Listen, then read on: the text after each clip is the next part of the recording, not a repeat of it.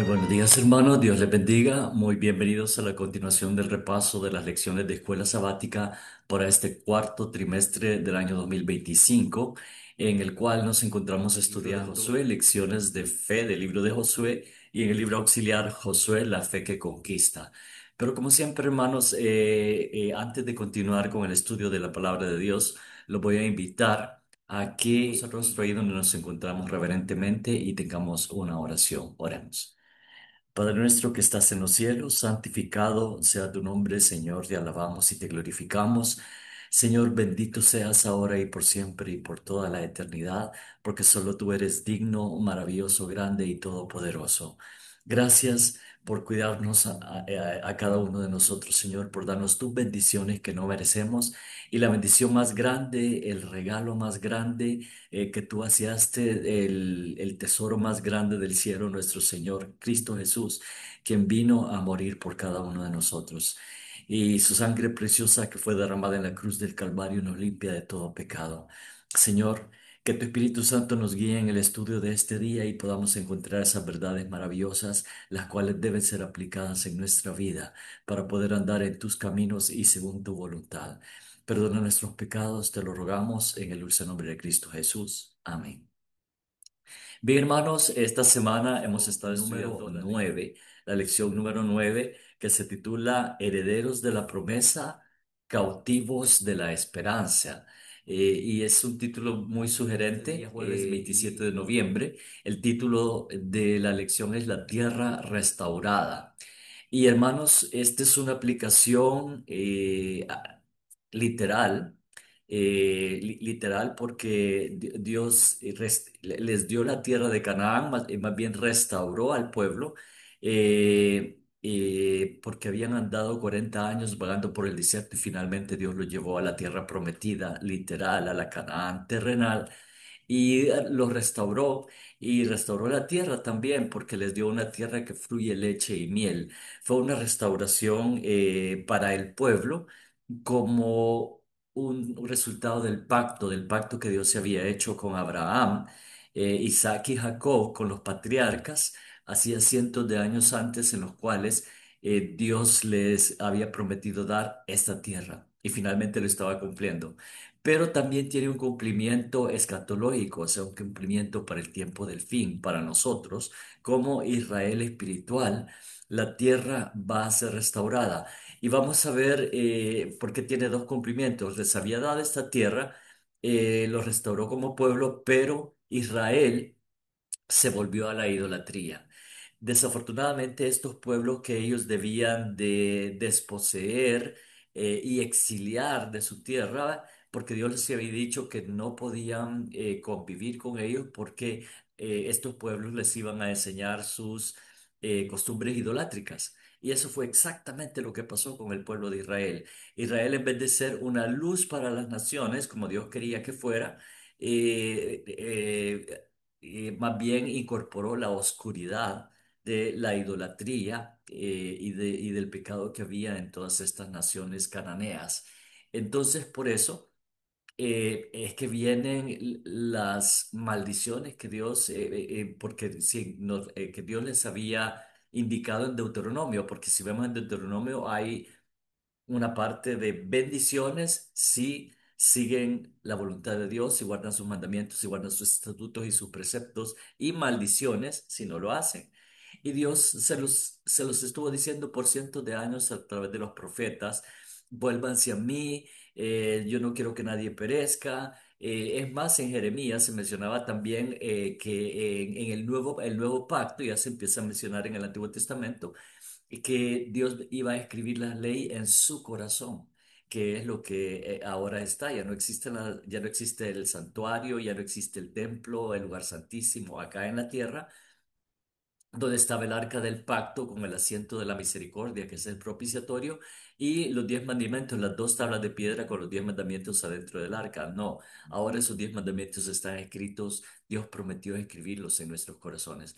Pero vamos a ver cómo el pueblo de Dios se fue tras dioses ajenos y Dios cumplió su promesa de destruir la nación y sacarla de la tierra que Él les había dado. Pero también dentro de esas promesas está la promesa de la restauración.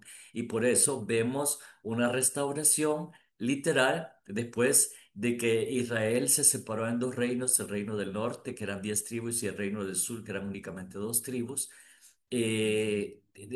Dios dispersó como castigo al reino de Israel total. Primero fue Asiria la que se encargó de destruir y dispersar al reino del norte, a las 10 tribus. Y tristemente estas tribus quedaron dispersas, algunos regresaron, otros no. Y por eso ya vemos en los tiempos de Jesús a los samaritanos, que eran como una mezcla de los que habían regresado y los gentiles que Asiria había aceptado en, en el pueblo de Israel. Y por eso es que los judíos que estaban en Jerusalén, en el reino del sur, lo que había sido el reino del sur, en la tribu de Judá y la tribu de Benjamín, prácticamente se odiaban con los samaritanos, porque ellos los veían como gentiles, a pesar que tenían las dos influencias, la del pueblo judío que quedó allí, que fue mínimo, más todos los gentiles que los asirios se habían asentado para que la tierra de Israel ya no fuera poblada nuevamente por los judíos, pero Dios les había prometido que los iba a restaurar, que le iba a restaurar la tierra en su tiempo. Entonces los trajo de la dispersión y luego de Asiria viene Babilonia, que es la que se encarga de destruir Jerusalén, el templo y todo como lo conocemos, Nabucodonosor, y llevarse cautivos a los hijos de Israel, entre los cuales se encontraba Daniel. Daniel, y vemos todo eso y vemos también dentro del libro de Esther ya los judíos ubicados en los reinos mesopotámicos, que después de Babilonia vino Medo-Persia y encontramos a la reina Esther precisamente en el imperio medo-persa, ya siendo reina de este imperio, pero vemos a los judíos con una posición mucho más importante, como lo evidencia Mardoqueo, que luego incluso se convirtió como una especie de Daniel en el reino de Asuero, que básicamente ese es ya cuando Asuero es Artajerjes también, que es uno de los reyes que da ya la orden para restaurar Jerusalén. Así es que vemos toda esta historia que se cumple en el Antiguo Testamento, pero vamos a leer los versículos que menciona acá, donde Dios les está diciendo al pueblo de Israel que después de ser dispersados, ellos iban a regresar. Luego, primero en Jeremías 24:6 dice, porque pondré mis ojos sobre ellos para bien, y los volveré a esta tierra, y los edificaré y no los destruiré, los plantaré y no los arrancaré. Aquí está hablando del pueblo de Israel. Ya específicamente se está refiriendo a los que fueron llevados a Babilonia, pero realmente es una promesa global. Jeremías 31:16 dice, así ha dicho Jehová, reprime del llanto tu voz y de las lágrimas tus ojos, porque salario hay para tu trabajo, dice Jehová, y volverán de la tierra del enemigo. Esta es la versión Reina Valera del 60. En la versión Dios habla hoy, vamos a ver cómo lo menciona. También dice para el Señor le dice, me gusta esta porque nuevamente toma en cuenta un nombre propio que utilizan también en otras partes cuando dice que Raquel, cuando Jesús cuando Jesús nació y los padres se le huyendo porque Herodes quería matar, mandó a matar a todos los niños menores de 2 años en los alrededores de Belén. Dice, Raquel que llora por sus hijos y no quiso ser consolada porque perecieron. Ah, pues acá en Jeremías 31:6, en la versión Dios habló hoy, vuelve a mencionar a Raquel, que es como cuando menciona a Efraín, se está refiriendo al pueblo de Israel, pero con un sentido más tierno, una madre que llora por sus hijos. Y así es como Dios nos ve a nosotros, es como una madre que llora por sus hijos, y como una gallina que junta sus polluelos, así como Jesús le dijo al pueblo de Jerusalén. Jeremías 31 de 16 en la versión Dios habla hoy dice, pero el Señor le dice, Raquel, no llores más, ya no derrames tus lágrimas, pues tus penas tendrán su recompensa. Tus hijos volverán del país enemigo. Yo, el Señor, lo afirmo. Ahí Dios está prometiendo y prometiéndole al pueblo que van a regresar a esta madre que llora por sus hijos exiliados, dispersados. Y en Ezequiel 11:17, que también Ezequiel es un profeta que anuncia los castigos, pero también anuncia la restauración. Dice, di por tanto, así ha dicho Jehová el Señor, yo os recogeré de los pueblos y os congregaré de las tierras en las cuales estáis esparcidos, y os daré la tierra de Israel. Entonces, y Ezequiel 28:25, así ha dicho Jehová el Señor, cuando recoja a la casa de Israel de los pueblos entre los cuales está esparcida, entonces me santificaré en ellos ante los ojos de las naciones y habitarán en su tierra, la cual di a mi siervo Jacob. Nuevamente aquí está una mención del pacto. Y finalmente Ezequiel, bueno, 37, 14 y 25. Y pondré mi espíritu en vosotros y viviréis y os haré reposar sobre vuestra tierra, y sabréis que yo Jehová hablé y lo hice, dice Jehová. Este versículo está dentro del contexto de la profecía de los huesos secos, que es una restauración también del pueblo de Israel, no solamente en el sentido literal, sino sobre todo en el sentido espiritual. Dios también ha ofrecido restaurarnos a nosotros. Y finalmente Ezequiel 37:25 dice, habitarán en la tierra que di a mi siervo Jacob, en la cual habitaron vuestros padres, en ella habitarán ellos, sus hijos y los hijos de sus hijos para siempre. Y mi siervo David será príncipe de ellos para siempre.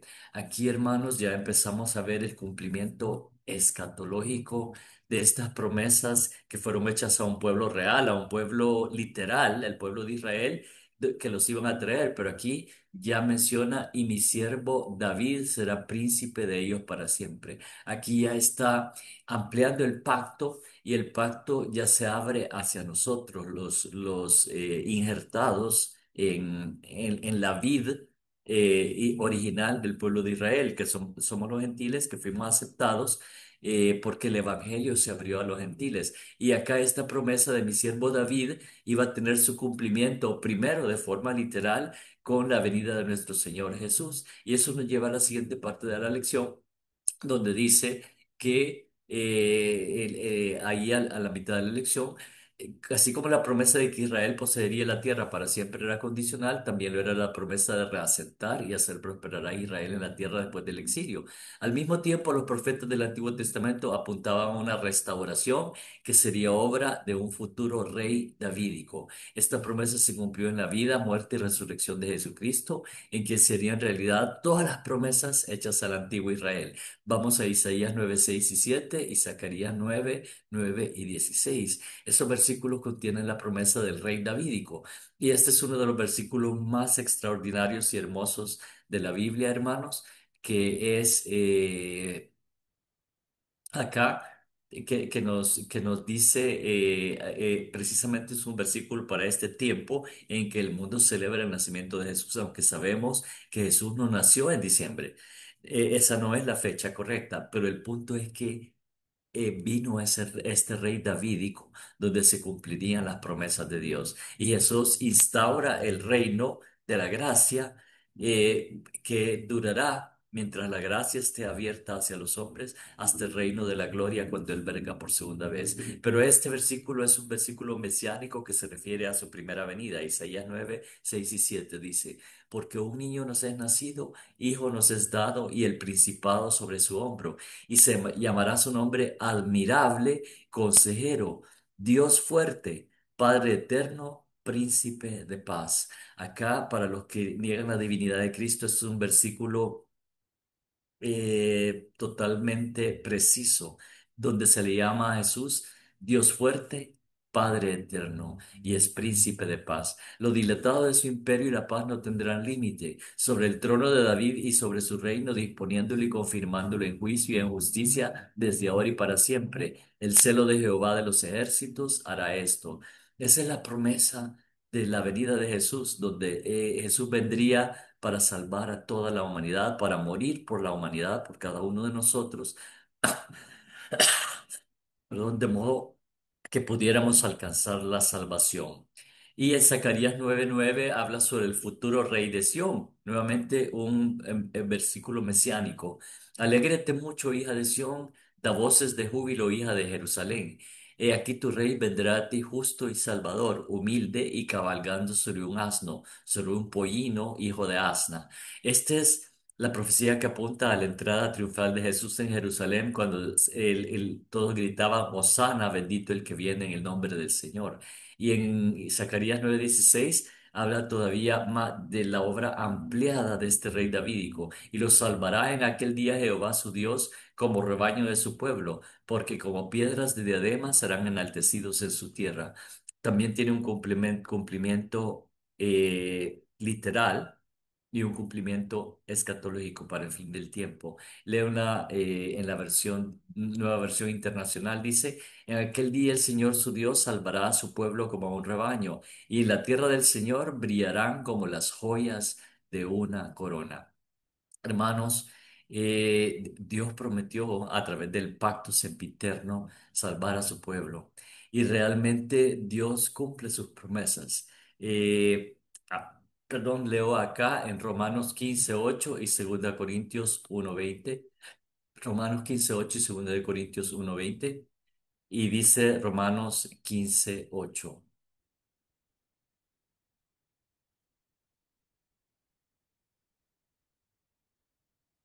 Leo la versión Reina Valera del 60. Pues os digo que Cristo Jesús vino a ser siervo de la circuncisión para mostrar la verdad de Dios, para confirmar las promesas hechas a los padres. En la nueva versión internacional dice, les digo que Cristo se hizo servidor de los judíos, ese es siervo de la circuncisión.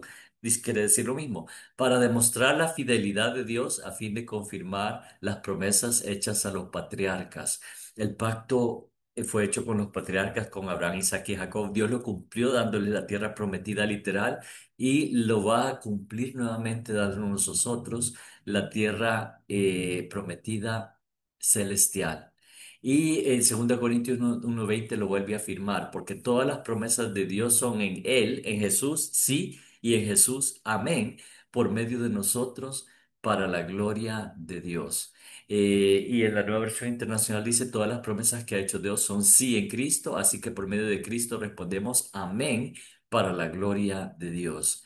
Realmente estas promesas son para cada uno de nosotros, hermanos, y se cumple la tierra restaurada, no solamente para el pueblo de Israel, sino para nosotros como pueblo de Israel espiritual. Estamos en una travesía, hermanos, y en esa travesía también estamos teniendo pruebas como las tuvo el pueblo de Israel y este es un llamado de atención para cada uno de nosotros que si estamos cayendo en la idolatría en la que cayó el pueblo de Israel en aquel tiempo y espero que no y espero que la respuesta pueda ser volveos a Dios porque Él se volverá a nosotros.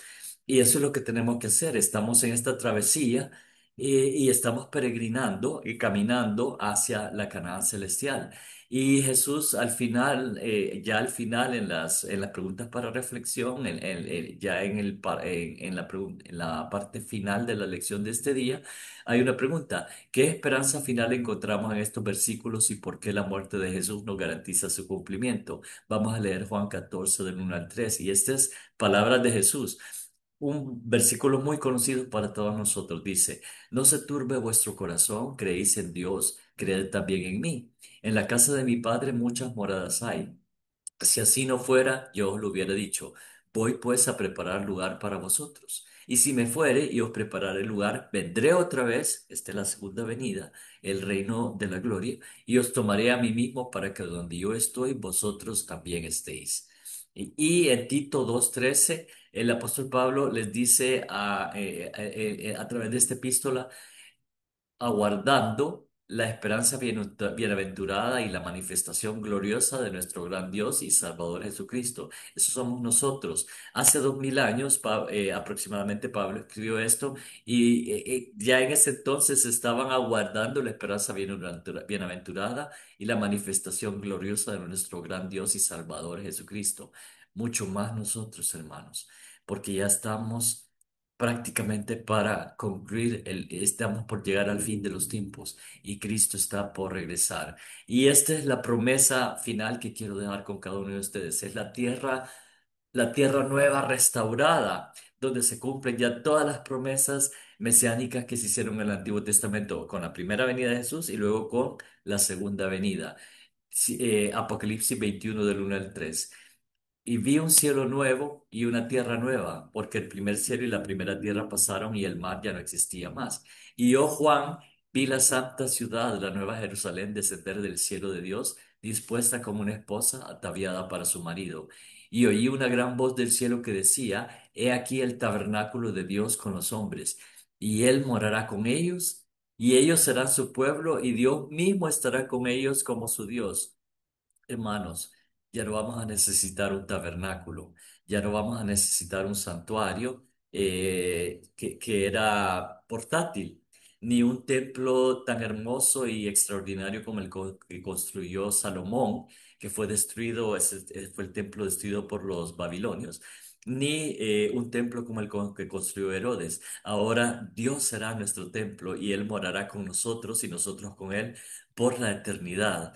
Y ese, hermanos, es lo que espero para todos ustedes, para cada uno de nosotros, eh, que podamos realmente ver ese tabernáculo de Dios con los hombres, donde Dios mismo estará con nosotros en la Nueva Jerusalén, en una tierra completamente restaurada. Y esa es la restauración de la que habla la lección de este día, la tierra restaurada, pero ahora ya con la promesa de vivir con Dios por la eternidad. Y eso es lo que prometió nuestro Señor Jesús. Y espero que todos y cada uno de nosotros podamos cuando Él venga por segunda vez, postrarnos ante Él y darle las gracias por su maravilloso sacrificio por cada uno de nosotros. Que Dios les bendiga grandemente.